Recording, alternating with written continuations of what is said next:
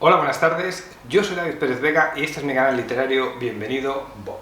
Hoy quería hablar de esta novela, Pasaje a la India, del escritor inglés E.M. Forster. E.M. Forster nació en Londres en 1879 y murió en Coverty en 1970. Ya he comentado, porque hace poco hablé de Maurice, que le pedí a la editorial Navona que enviara estos libros para poder leerlos y reseñarlos. Maurice es de 1913-14 escrito, aunque se publicó después de la muerte del autor en 1971, y Pasaje a la India es de 1924. Ya he contado también en el otro vídeo, el de Maurice, puedo dejar un enlace por aquí, que yo había leído hace como 25 años Una habitación con vistas. En aquel momento no me gustó mucho, creo que fue una edición de kiosco, una edición fea, y a mí eso me influía bastante para disfrutar de las obras o no. Pero mi mujer estaba leyendo también a Maurice, en general a Forster. Maurice me lo recomendó mucho y bueno, pues decidí ponerme con Forster, así que me he leído este 2023 estos dos libros de Navona y me han gustado mucho. Ahora que lo comento, ¿no? El traductor, que nunca digo el nombre de los traductores, debería decirlo, es José Luis López Muñoz. Vale, ya he dicho que Pasaje a la India se publicó en 1924, es decir, ya hemos entrado de lleno en el siglo XX. Aunque el primer capítulo está escrito con un recurso muy del siglo XIX todavía, que es, en vez de meter el autor al lector en la historia a través de los personajes, lo que hace es describirte una ciudad, ¿no? Y eso es el primer capítulo, que tampoco es muy largo y tampoco es que esté mal escrito ni nada por el estilo, pero es un recurso que me resulta anticuado. Describe la ciudad india de Chandrapore, que es una ciudad inventada donde va a situar Forster la acción de su novela. También en la primera frase y en la última de este primer capítulo se citan las cuevas de Marabar, que estas cuevas es el único accidente geográfico un poco llamativo de la llanura en la que está la ciudad de Chandrapore, y ahí va a ocurrir un suceso que va a ser que va a constituir el nudo dramático de la novela. También hay algún capítulo más en el que solo se describe la ciudad o algún cambio de estaciones o algo así, pero no es lo habitual, ¿vale? Y son como capítulos de transición que son cortos, pero en general están hablando de personajes como cualquier novela más moderna, ¿no? El capítulo 2 ya nos acercamos a una reunión de personajes indios y aquí aparece uno de los temas que va a ser fundamentales en la novela. Uno de ellos dice el narrador, discutían si era posible ser amigo de un inglés. Algunas de las personas que están aquí discutiendo dicen que ellos han viajado a Inglaterra a estudiar y que en Inglaterra era más fácil que un inglés fuera amigo de un indio, que en la India no ocurre así, que en la India, después de un periodo que dice alguno de los que está hablando, que los hombres duran unos 2 años y las mujeres solo 6 meses, los británicos que viajan a la India acaban teniendo una mirada suspicaz y de distancia con los indios. Uno de los personajes que está allí es Azid, que es un médico joven que se ha quedado viudo y que tiene 3 hijos que no viven en la ciudad, sino que viven con unos familiares fuera. Dice un párrafo literalmente, dice, Azid no lo sabía, pero dijo que sí. También él generalizaba a partir de sus desilusiones. A los miembros de una raza sometida les resultaba difícil hacerlo de otra manera.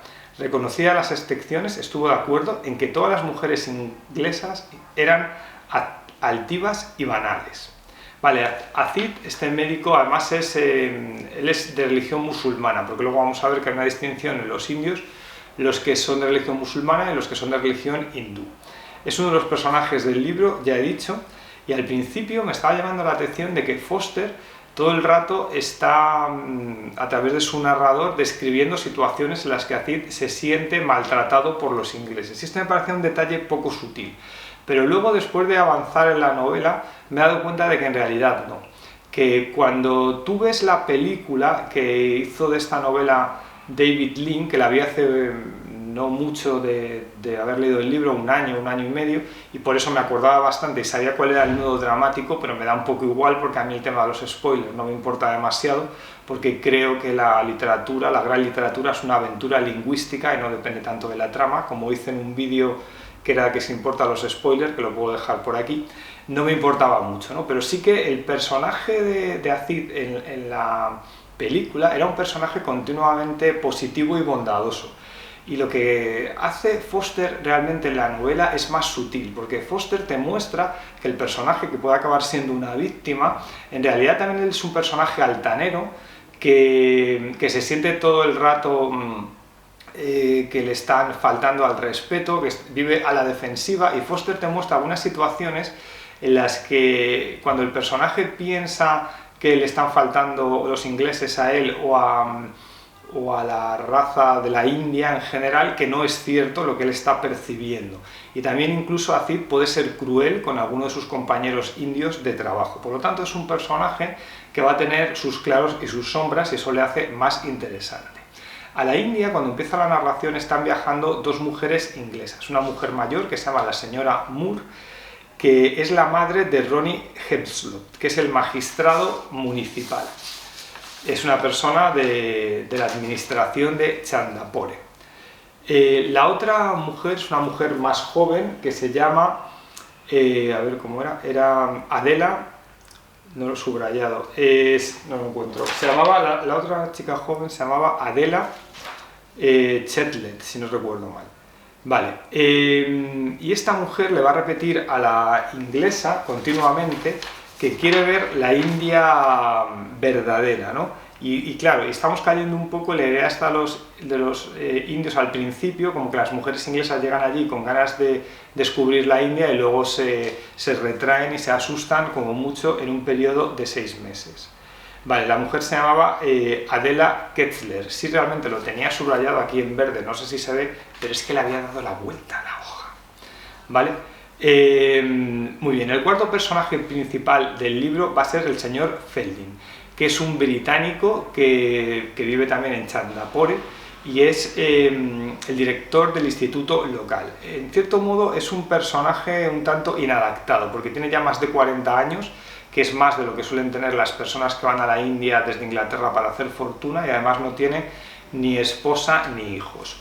En el tiempo de la novela va a empezar a surgir una amistad entre Azid, este médico indio del que he hablado antes, y Fielding, que es el director del instituto. Y claro, la amistad va a ser a veces complicada por el tema este que hemos hablado de los malentendidos, de los indios, los ingleses, porque la novela en gran medida trata de los desacuerdos culturales entre una civilización y otra. De hecho hay humor en la novela, en más de una ocasión hay bastante humor. Ya he dicho que en el capítulo 1 se adelanta que va a ocurrir algo en las cuevas de Maraval, que va a acabar con uno de los protagonistas en la cárcel y con otro de los protagonistas con un shock. La novela en realidad es en torno a un juicio que se celebra en la ciudad. Foster es crítico con sus compatriotas y no se muestra complaciente con la presencia de los ingleses en la India. Hay un momento, por ejemplo, que en el club donde solo van los ingleses suena el himno nacional y el narrador lo llama el himno del ejército de ocupación. Ya comenté cuando hablé de Maurice que la mirada de Foster me parecía muy moderna sobre la sociedad de la época, porque está hablando del amor homosexual entre dos hombres, que en la sociedad de ese momento pues estaba prohibido y podían acabar en la cárcel, pero la mirada de Foster es: esto en algún momento va a dejar de estar prohibido.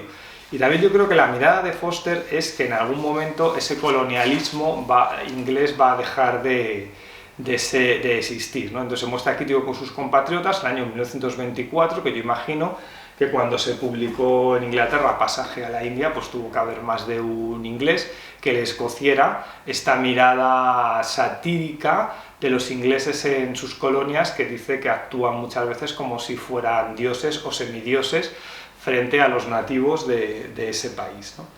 De todos modos, la grandeza de la novela es que no es un panfleto en contra de la colonización, porque es una novela sutil que trabaja a muchos niveles. Hay ingleses, por ejemplo, que están convencidos de la buena labor que hacen en la India, porque piensan que tienen una labor pacificadora y que si ellos no estuvieran ahí habría un conflicto bélico entre los indios de religión musulmana y los indios de religión hindú. Y esto realmente ocurrió unas décadas después que lo escribe Foster en su novela, con lo cual ahí es moderno. También hay indios, como el propio Azid, que son susceptibles y que ya he dicho que se pueden sentir ofendidos por motivos que no son reales. Y estas situaciones de desencuentro a veces están mostradas con el humor. Pasaje a la India también puede ser moderna desde otro punto de vista porque cuestiona los planteamientos de la corriente de pensamiento Me Too en Estados Unidos, esa idea de que siempre hay que creer a las víctimas, porque lo que ocurre en esta novela es un caso parecido al Me Too, donde hay una víctima, donde además del tema de género de hombre-mujer, se mezcla los prejuicios raciales. El propio Foster, aunque cae en algunas generalizaciones sobre el carácter de los orientales, como leemos la página 397, literalmente, en el oriental la sospecha es una especie de tumor maligno, una enfermedad mental que le hace perder la naturalidad y le vuelve hostil de repente. Confía y desconfía al mismo tiempo de una manera que el occidental no es capaz de entender. Aunque el propio Foster hace estas generalizaciones, también nos llama la atención sobre que no debemos pensar que el representante de un país es las opiniones o el carácter de una persona en concreto que conocemos, ¿no? Que eso le pasa un poco a la protagonista esta Adela cuando está oyendo hablar a algún personaje indio que dice literalmente la novela, ¿no? En cuanto a la señorita Ketster, aceptaba literalmente como verdad todo lo que Azid decía. En su ignorancia lo consideraba como la India, lo pone entre comillas, ¿no? Y no se le ocurría que su punto de vista fuera limitado y su método poco preciso, ni que fuera imposible identificar a nadie con la India. De hecho, hay un tramo final del libro en el que se nos muestra que el propio Azid, que es indio, desconoce bastantes de las costumbres de los indios de religión hindú. Y ha dicho que él es musulmán y para él la religión hindú también le lleva a un camino de extrañeza casi a la misma altura que un británico. Creo que entre las dos novelas he disfrutado más de Maurice, aunque se supone que Pasaje a la India es la obra maestra de Foster. En cualquier caso, me parecen dos grandes novelas inglesas del siglo XX. Maurice yo creo que me sorprendió un poco más y me gusta más esta historia un poco trágica que hay, que no la pudo publicar en vida el autor por miedo a que se la censuraran o por miedo a acabar en la cárcel o que acabara su carrera literaria. Pasaje a la India se considera su obra maestra, pero la intimidad y cómo refleja los sentimientos de los personajes en Maurice me parece mejor, pero vamos, desde luego Pasaje a la India me parece una gran novela británica, como ya he dicho, y tengo ganas de leer más novelas de Foster, a ver si leo la de La Mansión o Regreso a Hogwarts, creo que lo llamaron aquí por la película. Y nada, pues hasta aquí las reseñas. Si habéis leído a Foster y me queréis recomendar algún libro de él que no sean estos, pues encantado, me lo dejáis en los comentarios. Y aquí llega el momento spam, como siempre, donde yo hablo de mis propios libros. Esto no es Bambi, es mi última novela, con 6 voces narrativas, 3 chicos y 3 chicas, jóvenes que trabajan en una auditora norteamericana y es una crítica a los abusos, sobre todo en los horarios de salida de estas empresas norteamericanas. Es una novela que tiene este terror, pero también tiene humor. Dejo un enlace a un vídeo donde hablo más extensamente de esta novela.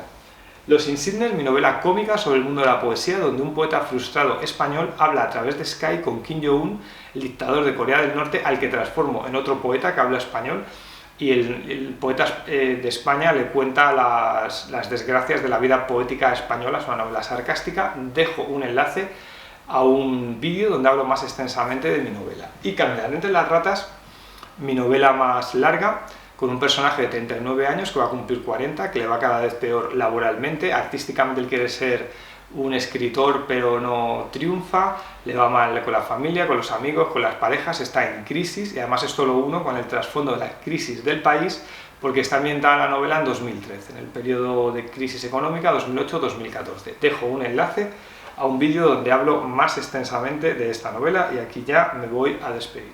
Hasta luego, adiós. A ver si me despediré, si consigo abrir esto. Venga, adiós, hasta luego.